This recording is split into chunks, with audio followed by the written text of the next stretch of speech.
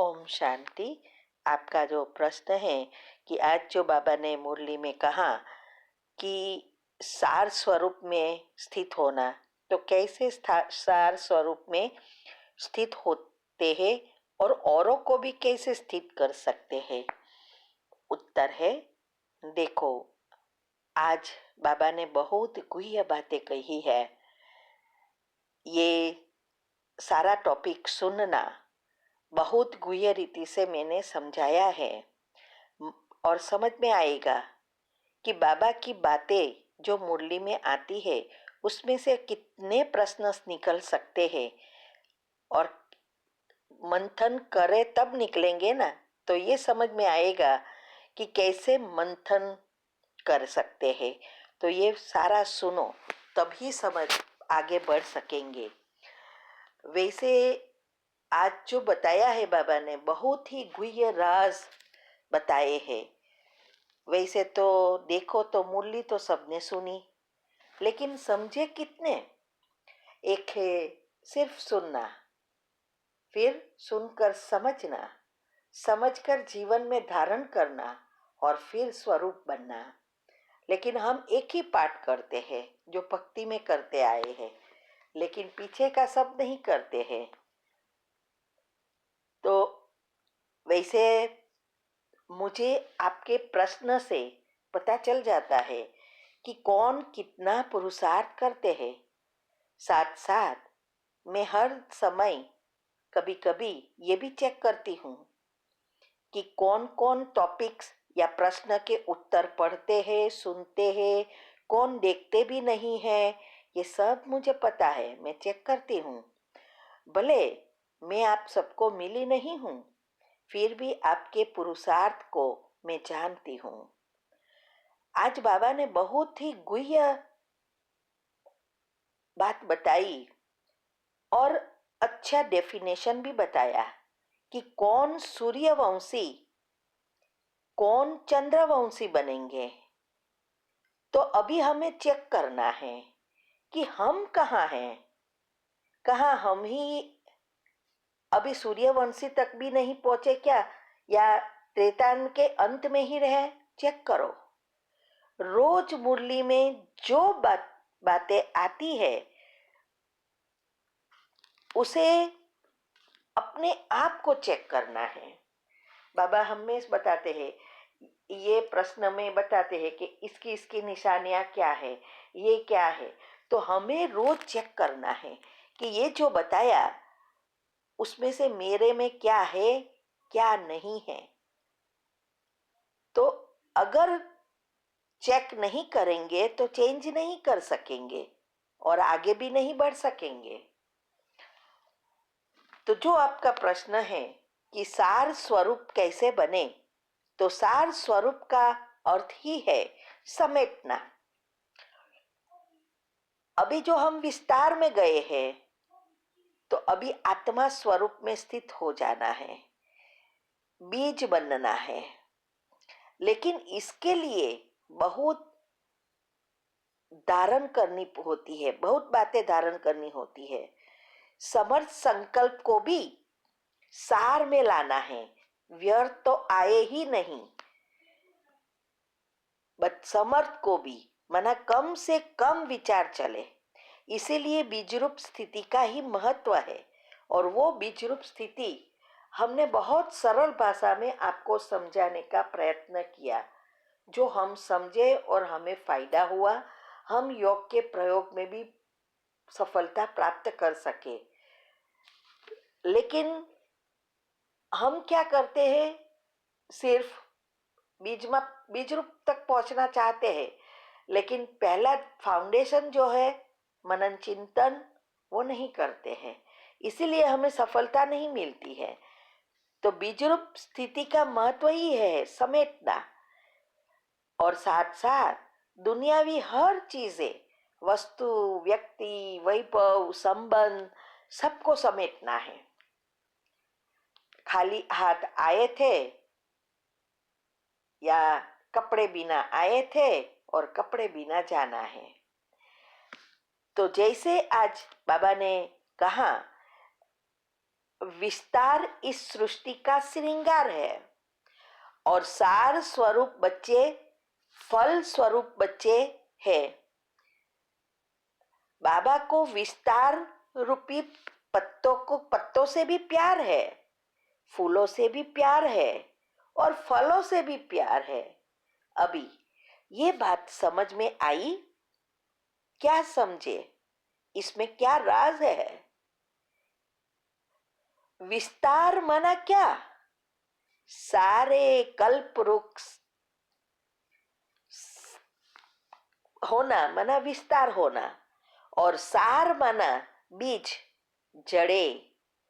दुनिया में हर चीज बीज से, जड़ से ही उत्पत्ति होती है, फिर वृद्धि होती है और वृद्धि होकर फल देकर फिर से बीज बन जाता है।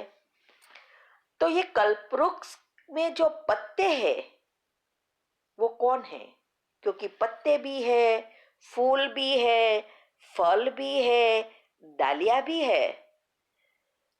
तो ये जो पत्ते हैं सभी आत्माएं हैं, उनकी यादगार है। फूल जो है 33 करोड़ आत्माएं हैं जो भगवान के बच्चे बनते हैं, और फल है जो आत्माएं बीज बनती है, पककर तैयार होती है। इस के बारे में बाबा ने क्या कहा कि बाबा को सबसे प्यार है, लेकिन ये भी कहा वैरायटी, ये भी कहा कि वैरायटी क्या है? सॉरी, बाबा ने कहा कि वैरायटी रौनक है। ये सब कुछ वैरायटी है तो रौनक है, कल्प वृक्ष की श्रृंगार है, लेकिन सार फल शक्तिशाली होते हैं। और बाप कहते हैं फल को देख शक्तिशाली बनने की आशा रखते हैं। अर्थात जो बच्चे तीव्र पुरुषार्थी है, पूज्य है, आधार मूर्त उद्धार मूर्त है, इस कल्प वृक्ष की जड़ें है,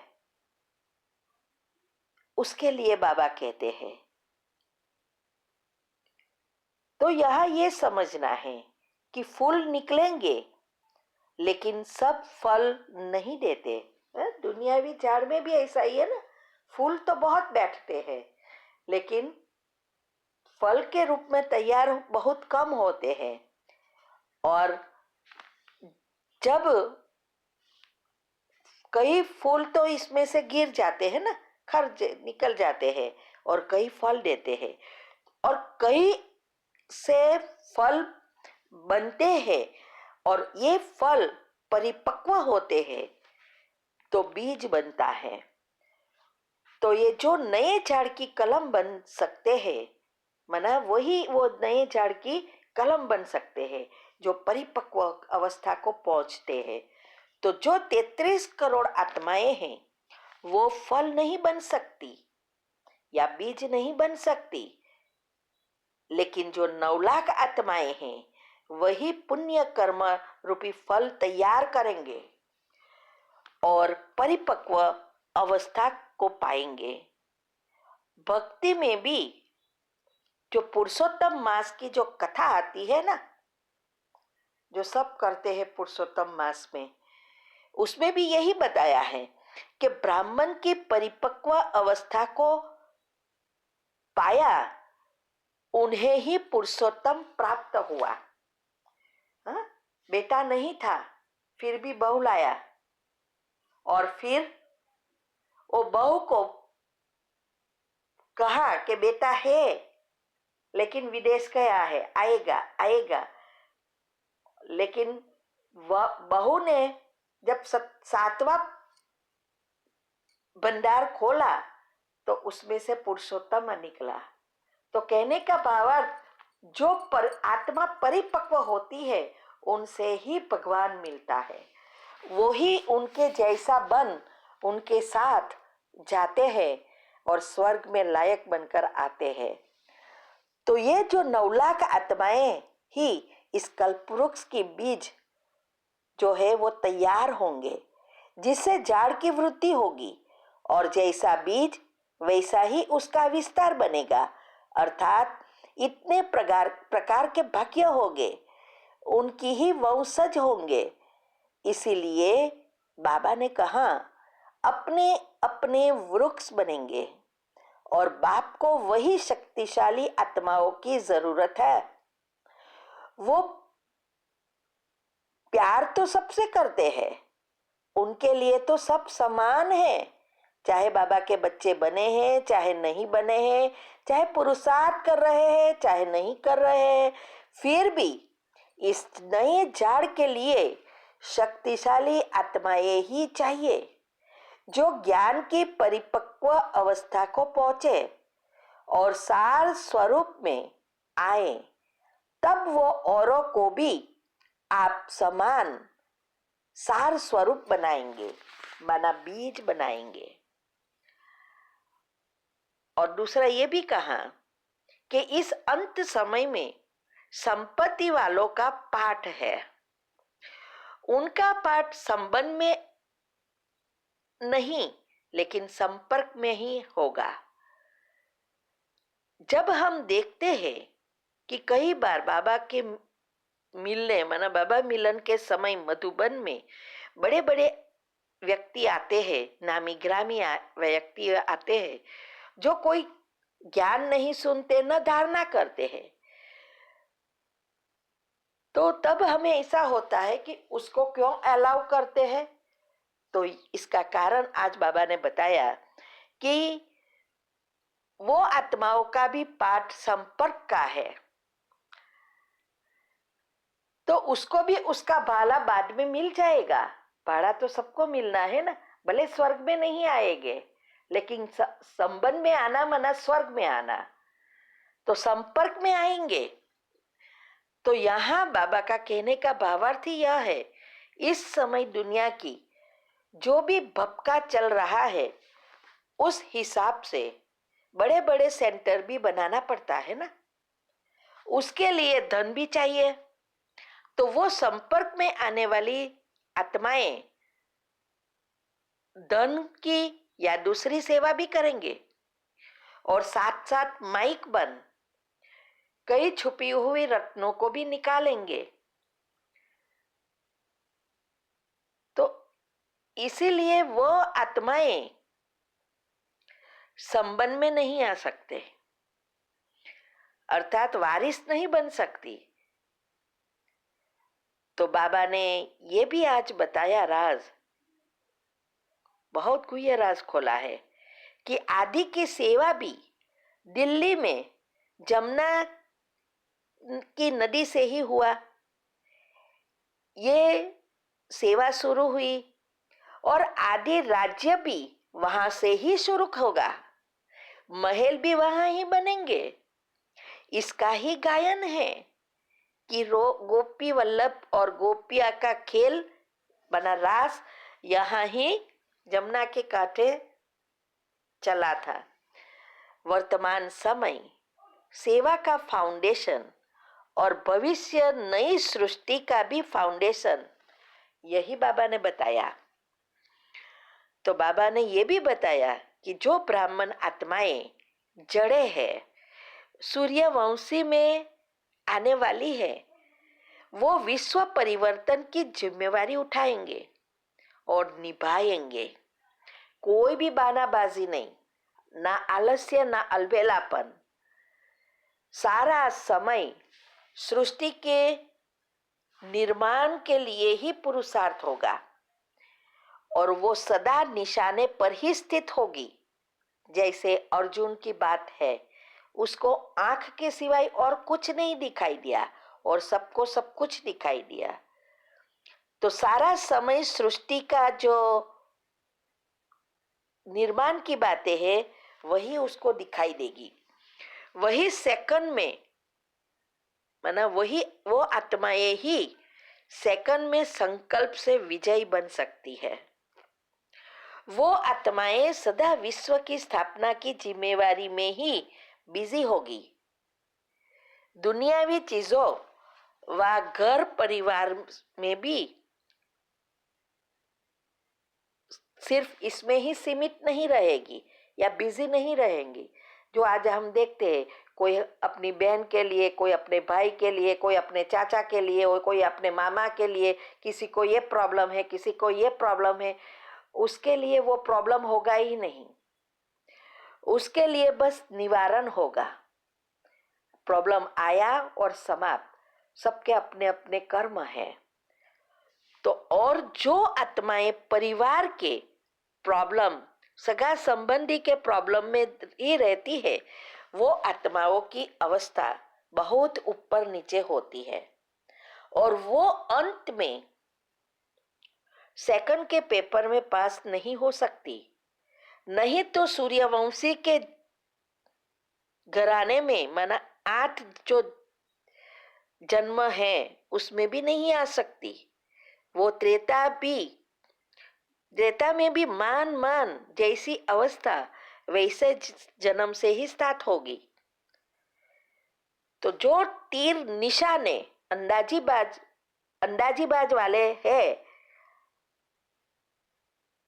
लगा तो तीर ने तो तुक्का, ऐसी आत्माएं माना पुरुषार्थ तो करते हैं, कहाँ ना कहाँ तो आ ही जाएंगे।